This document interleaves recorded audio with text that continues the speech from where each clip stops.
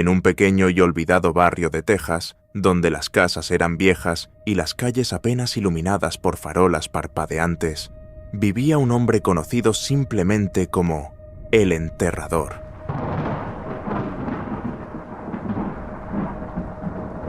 Su verdadero nombre era José Miguel, pero casi nadie se refería a él por su nombre de pila. Decían que era una figura misteriosa, un hombre alto y delgado con ojos hundidos y oscuros como un pozo sin fondo. Siempre llevaba un sombrero de ala ancha y un gabán negro que parecía abrazarlo como una sombra. El enterrador trabajaba en el cementerio local, un lugar que se extendía como un laberinto de tumbas antiguas y mausoleos agrietados. Desde que tenía memoria, esa había sido su vida. Dicen que heredó el trabajo de su padre y este de su abuelo, pero lo que más se murmuraba era que en su linaje había algo más, algo que nadie se atrevía a mencionar en voz alta. Era un hombre solitario. Su casa estaba justo al lado del cementerio, una pequeña cabaña de madera desvencijada, con un jardín que nunca florecía, solo maleza y tierra reseca. Algunos vecinos aseguraban que veían luces extrañas en la ventana de su cabaña a altas horas de la noche. Otros juraban escuchar murmullos y risas que no podían provenir de alguien vivo. Algunos incluso afirmaban haber visto sombras moverse en el cementerio, figuras que no parecían humanas y que desaparecían tan rápido como aparecían.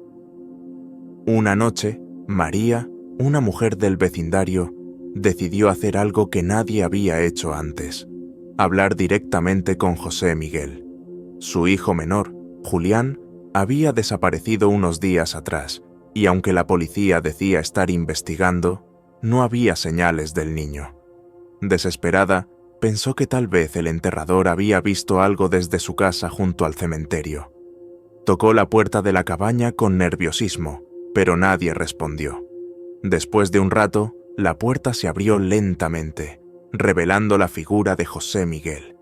Sus ojos oscuros la observaron en silencio, y María sintió un escalofrío recorrerle la espalda. «Sé que no suelo hablar contigo, pero necesito tu ayuda», dijo María con la voz temblorosa. «Mi hijo desapareció hace 3 días. Tal vez tú...» José Miguel la interrumpió levantando una mano. Sin decir una palabra, dio media vuelta y entró en la casa, dejando la puerta abierta. María vaciló antes de seguirlo. El interior de la cabaña estaba lleno de antigüedades, libros con cubiertas de cuero desgastado y velas consumidas. Había un olor a humedad y tierra recién removida. Había también un escritorio lleno de objetos extraños, frascos con líquidos turbios, amuletos y pequeños fragmentos de piedra que parecían tallados con inscripciones. «Él está cerca», murmuró José Miguel mientras se sentaba en una silla junto a una mesa llena de papeles amarillentos. «Pero no donde esperas». María lo miró confundida. «¿Qué quieres decir? ¿Lo has visto?» José Miguel no respondió de inmediato. Tomó una vela y la encendió, dejando que la llama proyectara sombras inquietantes en las paredes. «Hay cosas en este mundo, señora, que no deben ser molestadas, pero hay quienes no lo entienden y terminan pagando el precio». Antes de que María pudiera preguntar más, José Miguel se levantó y tomó una pala que estaba apoyada en la esquina. «Ven conmigo», ordenó, caminando hacia la puerta sin esperar su respuesta. María lo siguió, el corazón latiéndole en el pecho como un tambor. La llevó hasta el cementerio, donde la luna llena iluminaba las tumbas como un escenario fantasmagórico. Caminaron en silencio hasta llegar a una área del cementerio que parecía más antigua que el resto. Las tumbas estaban cubiertas de musgo, y muchas de las inscripciones eran ilegibles. A medida que avanzaban, María comenzó a notar cómo el aire se volvía más pesado, más denso, como si una fuerza invisible los estuviera empujando hacia atrás. José Miguel se detuvo frente a una tumba sin nombre, solo una cruz de madera rota clavada en el suelo. Comenzó a cavar sin decir una palabra. «¿Qué haces?», preguntó María, aterrorizada. «No puedes hacer eso. Si quieres respuestas, calla», respondió él sin dejar de cavar. Tras varios minutos, la pala golpeó algo. José Miguel dejó a un lado la herramienta y terminó de desenterrar con las manos. Lo que sacó del hoyo fue una pequeña caja de madera, antigua y cubierta de cadenas oxidadas. «¿Qué es eso?», susurró María, sintiendo que el miedo le cerraba la garganta. José Miguel no respondió. Abrió la caja con cuidado, revelando un montón de huesos pequeños envueltos en tela. Pero lo más inquietante era una fotografía desgastada que descansaba sobre los huesos. En ella se veía a un niño que María reconoció al instante, su hijo Julián. «¡Dios mío! ¿Qué significa esto? ¿Qué le hiciste?», gritó, histérica. «Esto no es obra mía», dijo José Miguel con calma, pero sus ojos mostraban algo que María no podía descifrar.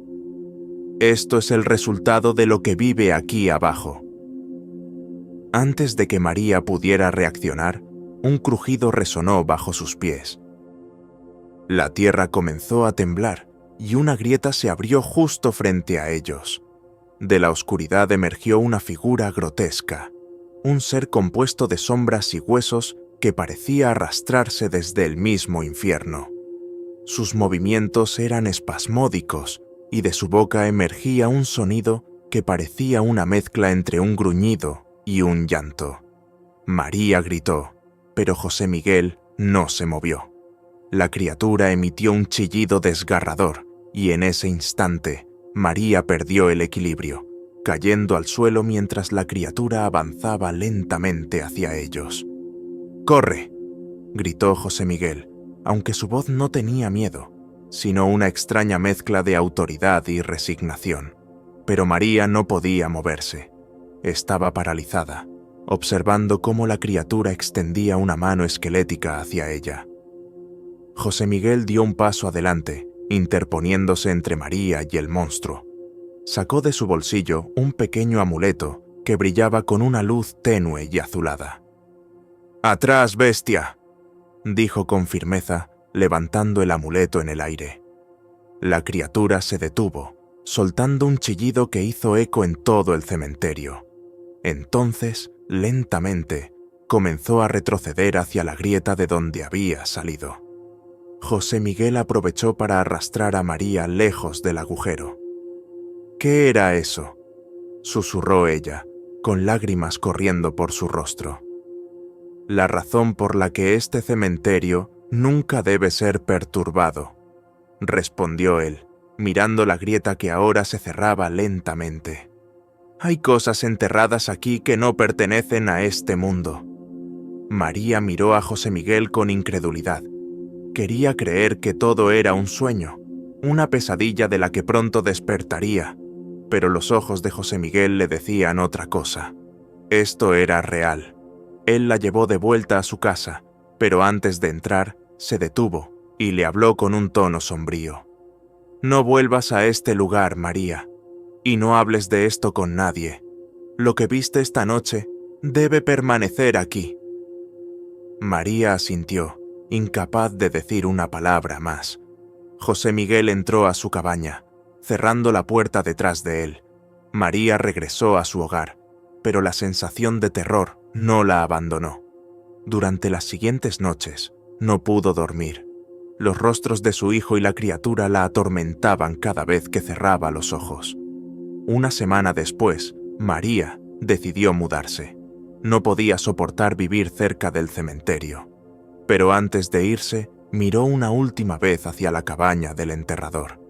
Las luces estaban apagadas y todo estaba en silencio. Esa misma noche, un nuevo rumor comenzó a circular entre los vecinos. Decían que habían visto a José Miguel en el cementerio, cavando una nueva tumba. Pero esta vez no era para un extraño, era para él mismo.